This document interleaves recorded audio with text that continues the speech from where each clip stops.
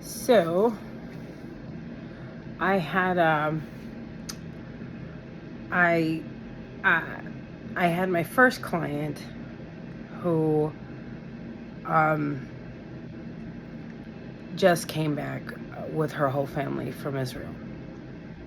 I work on damn near everybody in the family, um, and I have a lot of love for them. Um, I have been very blessed in my life, you know, coming from the world that I did. Um, that my career really began on the North Shore, which is primarily Jewish. And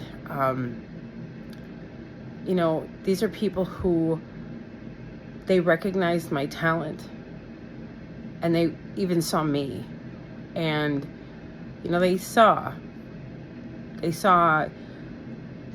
the kind of family I come from. They could see. I didn't have to tell them; they could see it, and they've supported me in many ways. I say that the North Shore has raised me.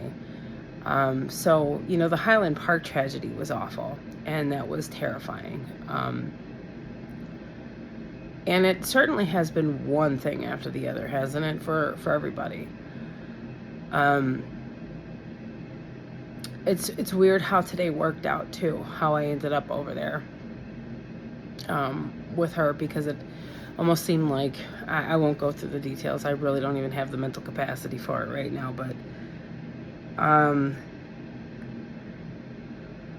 she came downstairs when I was putting the table together, and she said, so, this is what's going on, that's what's going on. And she was like, so we just got back a couple days ago from Israel.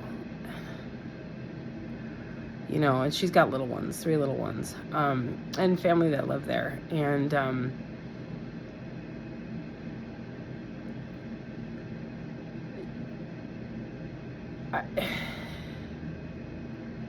to be a healer, to do what I do, it's, if you really care about it, you're in it.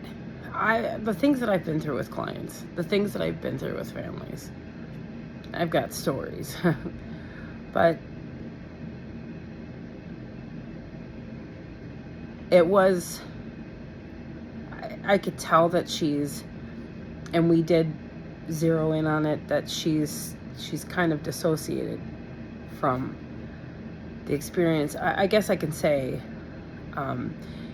where they were in a community that was fairly protected, but Israel is very small.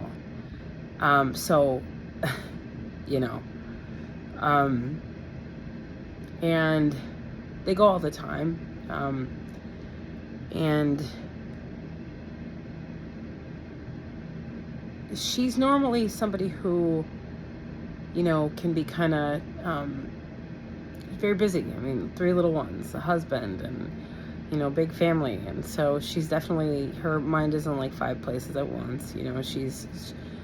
She's like that, very busy, lots going on in her mind. But it was weird, to see, I could see it in her eyes. On the way to working on her, for some reason, I started to feel this heaviness, like almost depression, which was weird because I just came from working on, one of my athletes, and it was a great session, and it was a good day, and it was a beautiful day, and it was like this heaviness. Even my son was like, why are you so quiet? I didn't really know, but I must have been sort of picking up on what, and that happens to me a lot. But when I got there and she told me, like, my heart dropped, because obviously there's something happening with me that's pretty big. I mean, there's a lot going on, and there's a lot to do, and there's a lot of self-care, required for me, which is hard, but I do the best I can. And so I've had to be kind of separated from all of that stuff. And I know that with my clients, I'm aware that, and I've had some clients already where it's like, I can tell the heaviness in the house, and I know that they're worried because they've got family there. So, and this is when they were having a hard time like getting people out and stuff. So, but anyways, it was heartbreaking. It was really heartbreaking to hear, you know, her say how they, you know, like had to run, you know, like with their kids from here to there, and like the sirens and all that other stuff. And I could see it in her eyes that she was still dissociated, like she's still in shock. They were there for a couple weeks in it, and they just got back.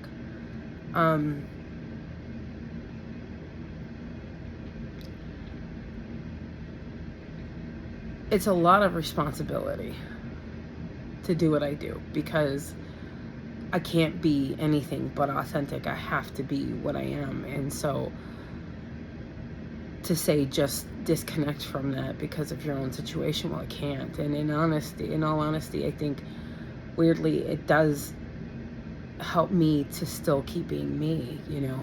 But hearing her describe certain things that she had to do while all this stuff started happening, and the possible procedures on the way to the airport with little ones, all that hit.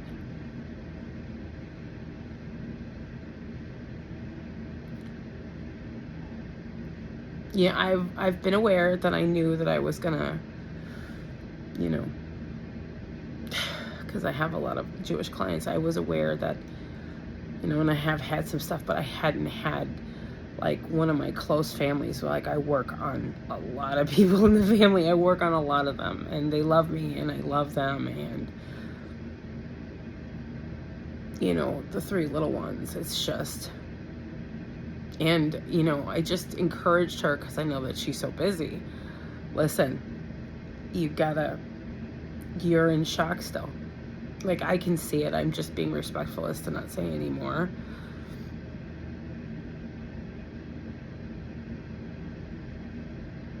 It's awful.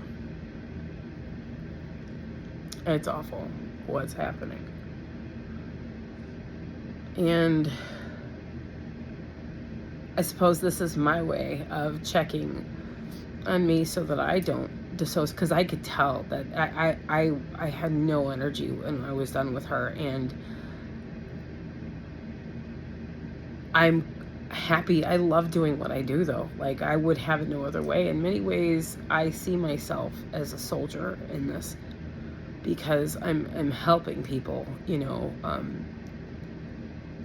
as best I can to find their way back to wholeness, because the trauma that gets passed down, the dissociation, the fragmenting, all of that, it creates a new generation of messed up people. And I know what that's like. And, you know,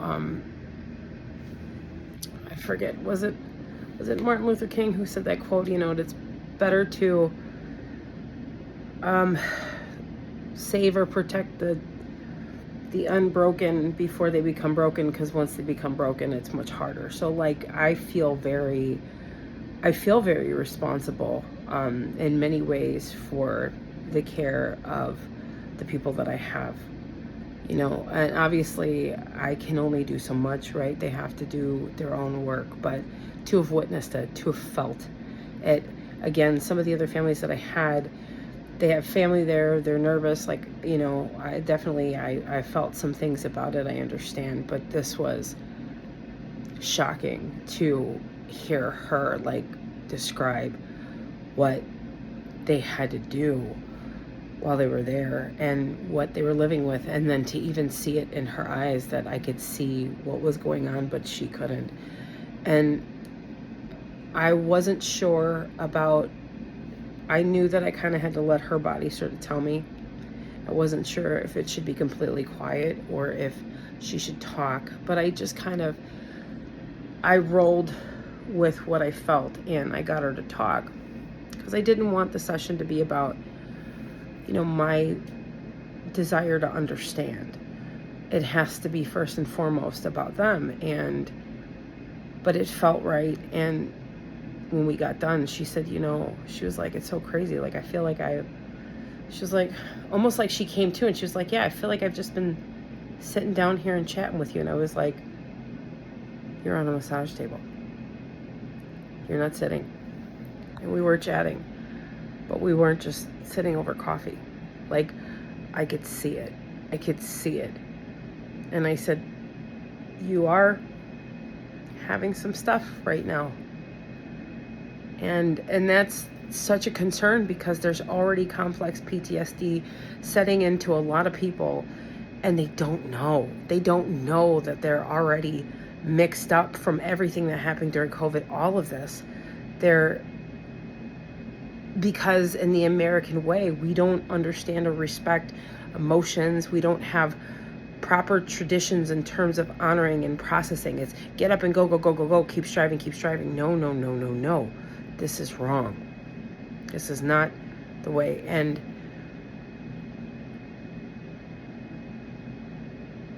I definitely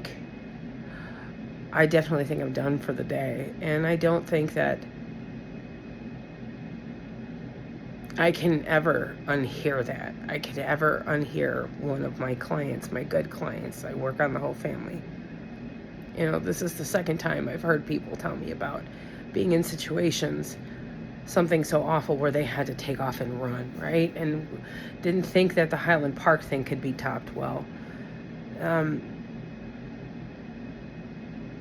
can't ever unhear that. And I think to some degree that moment with her, I think it's going to be with me for the rest of my life. It's one thing to hear things on TV. It's one thing to hear things on social media. It's one thing. And then it's another to be connected to somebody who has gone through it, has been in war. Now, granted, yes, they do have that, the dome. Yeah, they do. But how would you feel if you heard rockets going off, like bombs in the sky, sirens? To hear the experiences on the ground there. Thank God the Jewish people are such strong people. I mean, they really are such beautiful people. They care about their families. They protect their families. They work to take care of their families. I think that's the reason why, for me, my whole life, I've always valued them so much, because that's not something that I ever had. And I've been so lucky that I have been embraced by this community, and that I've been able to care for them as they cared for me, and as they have taught me how to be a better mother, a better woman, and to always have faith no matter what, and every part of me wishes so badly. Like, I wish, because I can see it in her, in them, every part of me wishes that I could take that experience from them, because I think, whether she knows it or not, that kind of fear,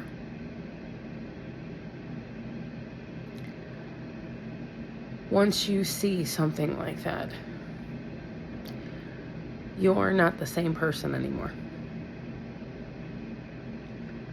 And how many people all over the world, and all of these wars that have gone on, are a bunch of rich men and their games that they play with the civilians like pawns on a chessboard. It's the thing that's the most angering thing about it. I do understand there's a lot that I don't understand.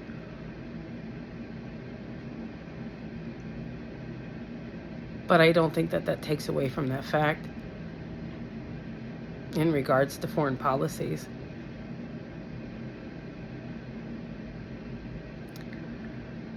Can't unsee that.